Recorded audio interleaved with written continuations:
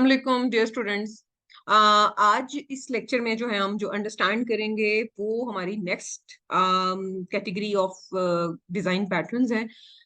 Last जो play list थी उसमें हमने जो है वो डिस्कस किया था अबाउट ग्रास पैटर्न्स, और आज जिसको हम डिस्कस करेंगे that is gang of four. ठीक है। और उससे भी पहले गैंग ऑफ फोर को पढ़ाने से पहले आपको थोड़ा सा कैटेगराइजेशन और हम क्यों जो है वो डिजाइन पैटर्न्स यूज करते हैं, तो उसके लिए थोड़ा सा रीकैप जो है हम देखेंगे। और उसके लिए जो है वो रिकैप जरूरी है। तो अभी जो हम देखते हैं, एक रिकैप देख लेते हैं कि बेसिकली हमारे पास जो है ये डिजाइन पैटर्न्स क्या होते हैं। एक बार रिकैप कर देती हूँ कि ये थंब रूल्स होते हैं कि जो कि रियल वर्ल्ड डोमेन के डिजाइन के जो प्रॉब्लम्स हैं, स्पेसिफिकली ऑब्जेक्ट ओरिएंटेड डिजाइन के, उनको सॉल्व करने के लिए ये जो है वो एज अ थंब रूल जो है ऑब्जेक्ट ओरिएंटेड डिजाइन में हमारे पास जो पैटर्न्स है वो यूज होते हैं। इसका ये मतलब नहीं है कि एक डिजाइन पैटर्न जो है वो सिर्फ और सिर्फ एक ही लैंग्वेज में एप्लीकेबल है। ठीक है। किसी भी लैंग्वेज के ऊपर डिपेंडेंट है कि मतलब किसी भी डिजाइन पैटर्न की डिफरेंट इम्प्लीमेंटेशन जो हैं वो लैंग्वेज के ऊपर अकॉर्डिंग टू लैंग्वेज जो है उनकी इम्प्लीमेंटेशन हो सकती है। ठीक है।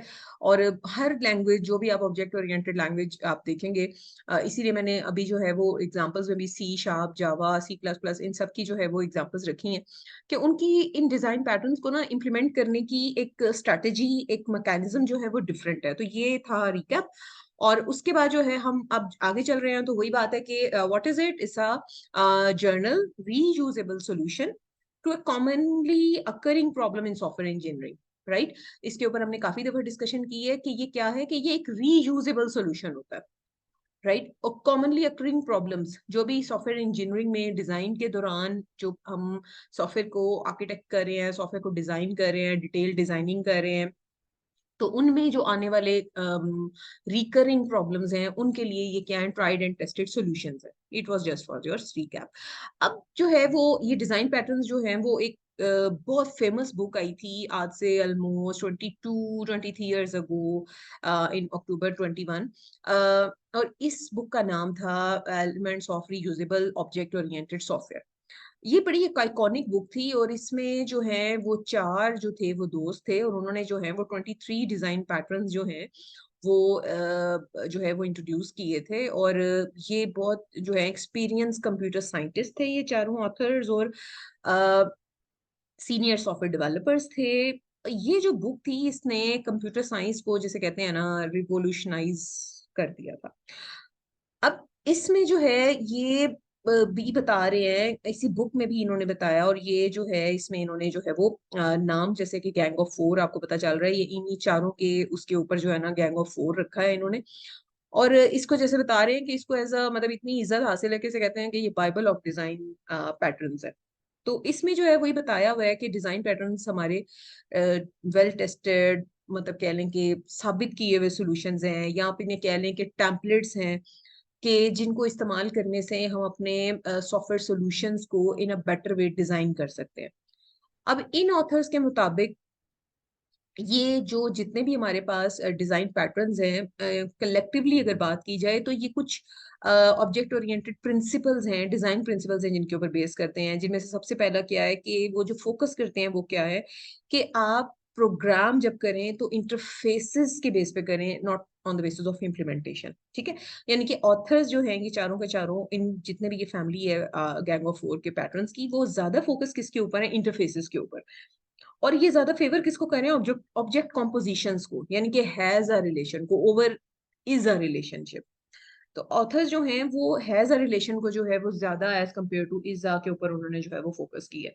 तो अब ये जो गैंग ऑफ फोर है इसमें इन्होंने बेसिकली तीन मेन क्लासेस हैं, तीन मेन खानदान बनाए हैं। जैसे वो कहते हैं ना, एक जी मलिक साहब एक का खानदान है, एक बेग साहब का खानदान है, एक चौधरी साहब का खानदान है।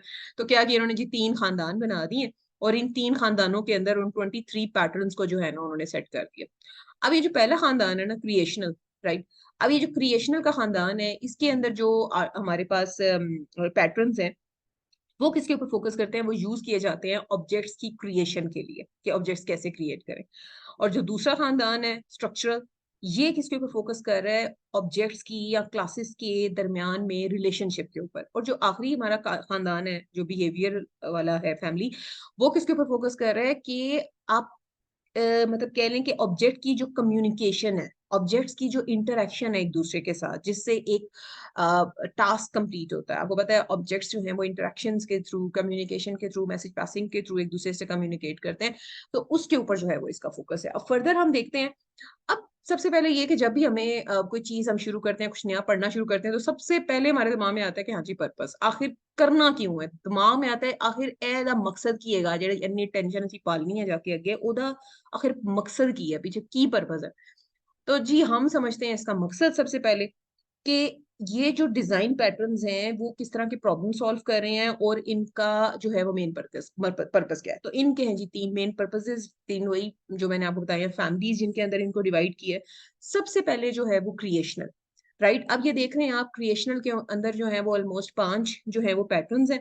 अब ये जो फैमिली है ये फोकस किसके ऊपर करती है, जैसे मैंने पीछे आपको थोड़ा सा एब्स्ट्रैक्ट व्यू दिया था कि जब भी हमने क्लासेस को या ऑब्जेक्ट्स ऑफ द क्लासेस को हमने क्रिएट करना है, प्रोड्यूस करना है, तो वहां पे जो है ये क्रिएशनल पैटर्न जो है वो यूज होते हैं। और दूसरा ये कि ये जितने भी पैटर्न हैं ये सब creational design category, creational logic के अंदर जो है ना, जब भी ये बात होती है ना कि ऑब्जेक्ट्स को किस तरह क्रिएट करना है, तो वो सब किसके अंदर आते हैं, क्रिएशनल के अंदर। अब अगर हम दूसरी फैमिली की बात करें, स्ट्रक्चरल, तो इसका क्या मतलब है कि जब भी हमें क्लासेस को या ऑब्जेक्ट्स को एक दूसरे के साथ स्ट्रक्चर करना है, एक दूसरे के साथ रिलेशनशिप उनका जो है वो शो करना है, तो फिर यहाँ पे जो है वो स्ट्रक्चरल पैटर्न्स जो है वो अप्लाई होते हैं। अब ये जो पैटर्न्स की क्लास है ये हमें इस बात में हेल्प करती है कि हम ये इंश्योर कर सकें कि अगर एक कोड का पार्ट चेंज हो तो उससे कोड के बाकी स्ट्रक्चर के ऊपर कोई खास इम्पैक्ट क्रिएट ना हो। लास्ट लेक्चर में हमने कहा था कि जो हम डीकपलिंग के ऊपर जो फोकस कर रहे हैं, that is one of the target is to decouple. One of the target of decoupling is to reduce the ripple effect of the changes. ठीक है। फॉर एग्जाम्पल हम इसमें जो है वो डिफरेंट इनहेरिटेंस के कॉन्सेप्ट्स देखेंगे जो कि यूज होंगे, और इनहेरिटेंस की जो हमारा स्ट्रक्चरल डिजाइन पैटर्न का जो फैमिली है इसमें प्राइमरी कंपोनेंट है इनहेरिटेंस। तो इंटरफेस सेग्रीगेशन प्रिंसिपल को जो है वो यूज करते हुए हम देखेंगे कि किस तरह से जो है ना इंटरफेसेस हम क्रिएट करेंगे। इस सारा का सारा स्ट्रक्चरल के अंदर हम डिस्कस करेंगे, और ये पैटर्न जो हैं वो रिलेटेड है। एक बार फिर आपको रिकैप दे देती हूँ कि ये जितने भी ऑब्जेक्ट्स की आपस की स्ट्रक्चरिंग के प्रॉब्लम्स हैं, ऑब्जेक्ट की आपस की अरेंजमेंट, उनके अरेंजमेंट और उनके आपस में जो उनकी स्ट्रक्चरिंग है उसके ऊपर फोकस करता है। और जो लास्ट हमारा कैटेगराइजेशन है दैट इज बिहेवियरल, वो जो है वो फोकस करती है कि हमने देखें, हमने ऑब्जेक्ट क्रिएट कर लिए, क्रिएशनल पैटर्न यूज करके हमने ऑब्जेक्ट्स को क्रिएट कर लिया, राइट। क्लासेस की इंस्टेंशिएशन हो गई, हमने उनको स्ट्रक्चर कर दिया उनके रिलेशनशिप की रिस्पेक्ट से, ठीक है। अब जो है वो बारी आती है उन क्लासेस, उन ऑब्जेक्ट्स के दरमियान कम्युनिकेशन की। तो अब ये वाले जो फैमिली है बिहेवियरल, वो किसके ऊपर फोकस्ड है, वो फोकस्ड है ऑब्जेक्ट्स या क्लासेस के दरमियान की कम्युनिकेशन के ऊपर। ये डिफाइन करता है ऑब्जेक्ट्स के इंटरैक्शन को। अब देखें कि हमने जो है वो फोकस हमारा क्या होगा कि जो ऑब्जेक्ट्स के दरमियान की कम्युनिकेशन है उसके उसकी फ्लेक्सिबिलिटी को इंक्रीज करना है। क्लासेस, जैसे मैंने आपको पहले ही कहा कि एक दूसरे के साथ कम्युनिकेट करती हैं मैसेज कॉलिंग के जरिए। और क्यों करती हैं, क्योंकि हमने कोई यूज केस, कोई रिक्वायरमेंट, कोई सेट ऑफ रिक्वायरमेंट्स, कोई बिजनेस गोल जो है हमने अचीव करना है, उसको अचीव करने के लिए क्लासेस जो है वो कम्युनिकेट करती है वाया मैसेज पासिंग, ताकि वो एक बिजनेस गोल या एक यूज केस या सेट ऑफ रिक्वायरमेंट्स को फुलफिल कर सकें। फॉर एग्जाम्पल, जैसे आपने डेटा सेव करना है, डेटा फेच करना है, ये सब जो है वो, ये सब जो है वो किसी भी सिस्टम का बिहेवियर जो है वो प्रोड्यूस करता है, ठीक है। तो जो बिहेवियर क्लासेस एग्जिबिट करती हैं, शोकेस करती हैं, वो in the form of interaction या कम्युनिकेशन, उसको जो है ये फैमिली, बिहेवियरल पैटर्न्स की फैमिली जो है वो क्या करती है, एड्रेस करती है। तो जितने भी क्लासेस के इंटरैक्शन के दौरान उनके बिहेवियरल कंसर्न्स हैं, वो इस क्लास ऑफ पैटर्न्स के जरिए जो है वो हम सॉल्व करेंगे या उनके सॉल्यूशंस देखेंगे। अब अगर देखें तो एक और किस्म की जो है ना, one more level of categorisation भी इन पैटर्न्स की गई है, ठीक है। और वो कौन से लेवल की है, क्लासेस के और ऑब्जेक्ट के लेवल की categorisation. That is really very possible कि कौन से पैटर्न्स हैं जो क्लासेस के ऊपर पर्टिकुलरली क्लास लेवल पे जो है वो फोकस करते हैं, और कौन से हैं जो ऑब्जेक्ट लेवल के ऊपर करते हैं।